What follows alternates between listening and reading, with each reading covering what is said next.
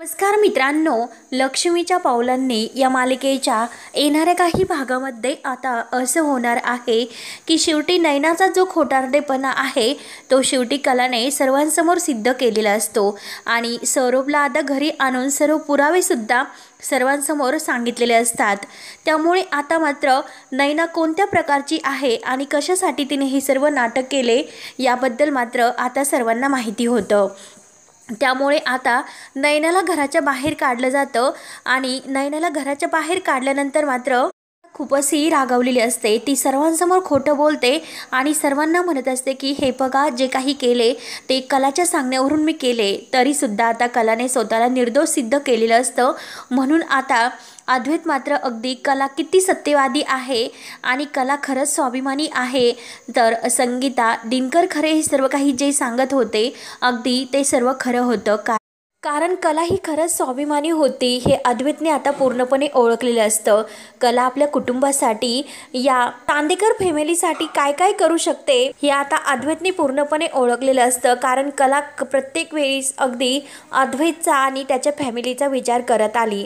आत्तापर्यंत कलावर या घरामध्ये खूप असे आरोप होत होते, परंतु तरीसुद्धा कला ही न डगमगता अगदी प्रत्येकाची आणि चांदेकरांची साथ देत होती।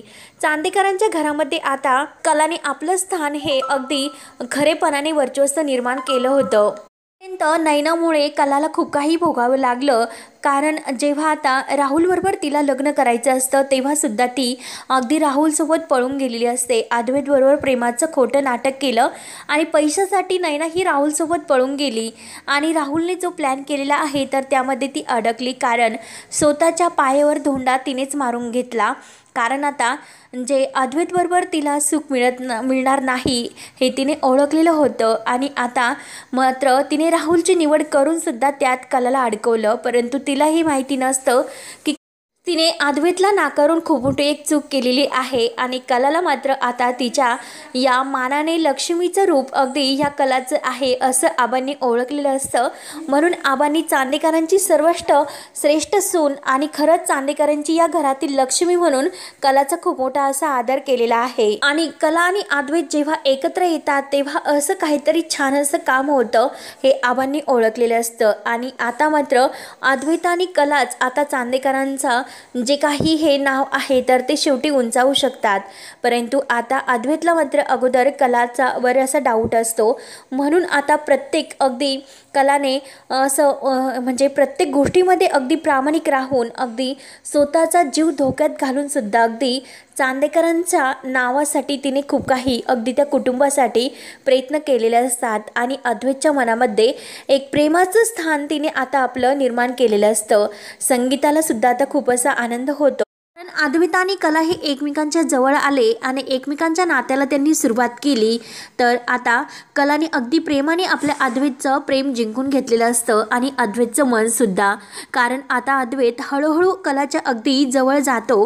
कारण आत्तापर्यंत तो फक्त कलाचा रागराग करत आलेला असतो। कारण त्यांची जी काही ही पहिली भेट झालेली असते तर ती केवळ एका गैरसमजामुळे, आणि कला मात्र खोटी आहे असा त्याच्या मनामध्ये गैरसमज होतो। परंतु आता कलाने मात्र अद्वैतचं मन अगदी जिंकून घेऊन त्याला ती किती स्वाभिमानी आणि किती सत्यवादी आहे हे अगदी दाखवून दिलेलं असतं।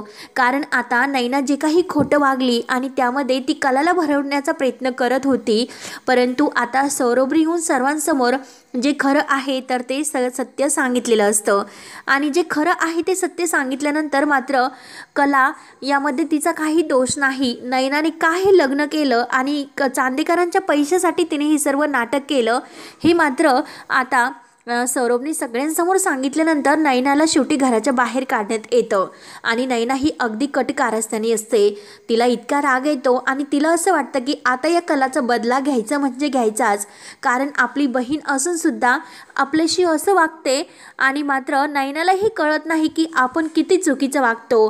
कारण अहंकार तिचा खूप असा मोठा असतो। तेव्हा आता ती ठरवते की या कलाने आपल्याला घराच्या बाहेर काढलं आणि ह्या सर्व चांदेकरांची तिने साथ दिली।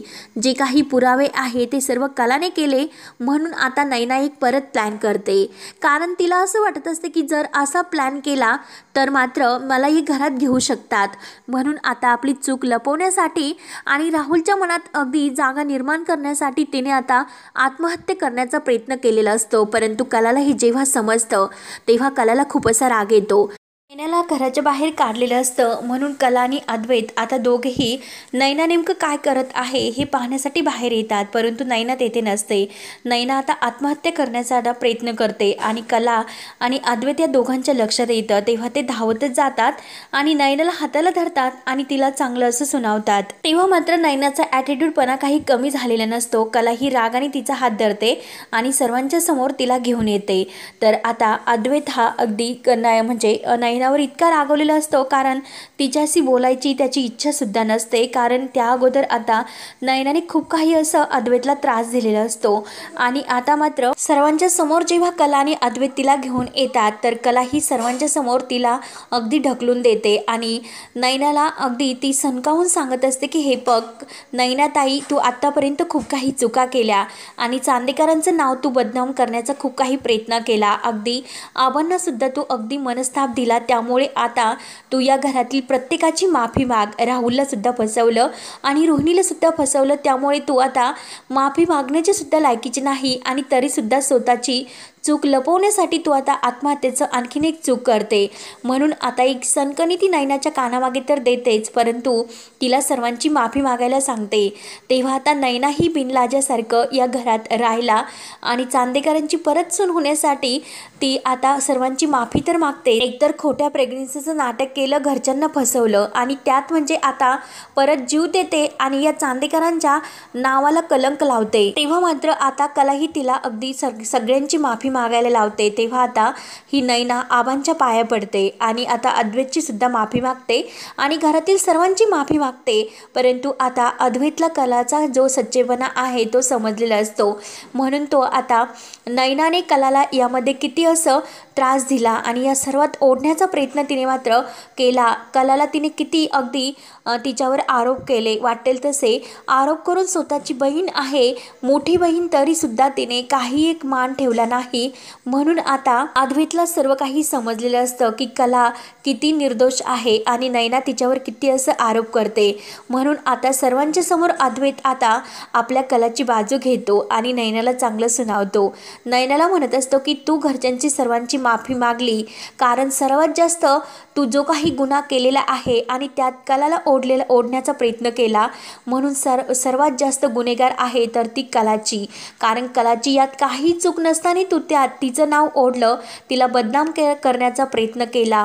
परंतु कला ही अगदी सत्यवादी होती आणि एक स्वाभिमानी होती, म्हणून ती स्वतःला निर्दोष सिद्ध करू शकले. नाहीतर तू आज या तुझ्या चुकीमुळे कलाला सुद्धा सर्वांनी घराच्या बाहेर काढलं असतं. म्हणून तू सर्वात जास्त गुन्हेगार आहे तर कलाची. मग सर्वांसमोर कला या घरची मोठी सून आहे आणि मोठी सून या नात्याने तू आता तिची माफी मागायला हवी. म्हणून आता कला ही अद्वैतकडे पाहते आणि अद्वैतकडे पाहिल्यानंतर तिला आता आपल्या डोळ्यातील प्रेम हे दिसते आणि शेवटी अद्वैतने नैनाला कलाची माफी मागायला लावलेलीच असते. म्हणून नैना आता कलासमोर आणि अद्वैत म्हणत असतो की सर्वात मोठी गुन्हेगार ही तू कलाची आहे, त्यामुळे तू आता माफी मागायलाच हवी. तेव्हा आता नैना ही कलाकडे रागाने पाहत असते आणि आता अद्वैतकडे बघत ती आता कलासमोर हात जोडते आणि आय एम सॉरी कला असं खूप मोठ्या आवाजात म्हणते. तेव्हा आता कलाला खूप असा नैनाचा राग येतो. रागानेच ती आता नैनाकडे पाहत असते. त्यानंतर आता अद्वैत आणि कला हे दोघेही अगदी एकमेकावर प्रेम करायला सुरुवात करतात. हळूहळू अद्वैत हा कलाच्या नात्यात पूर्णपणे असा मग्न होऊन जातो आणि जे काही तो कलाला कधीही बायको न मानणारा अद्वैत आता कलाबरोबर अगदी बायकोचे सर्व काही हे जी काही त्याची जबाबदारी आहे ते नातं तो निभावायला आता मनापासून सुरुवात करतो. कारण प्रत्येक वेळीस तो कलाची साथ देतो आणि आता आबांचे स्वप्न आहे तर तो पूर्ण पूर्ण करतो, कारण कलाच ही चांदेकरांची खरी लक्ष्मी आहे हे कलाने मात्र आता सिद्ध करून दाखवलेले असते. आणि आता सरोजला सुद्धा कला लवकरच कशीही आपलं सरोजचं मन जिंकून घेते आणि सरोजला कसं रोहिणी आणि राहुल यांचं जे काही कारस्थान आहे हे तिच्यासमोर कसं आणते हे पाहण्यासाठी आता आपल्या चॅनलला नक्की सबस्क्राईब करत राहा. धन्यवाद.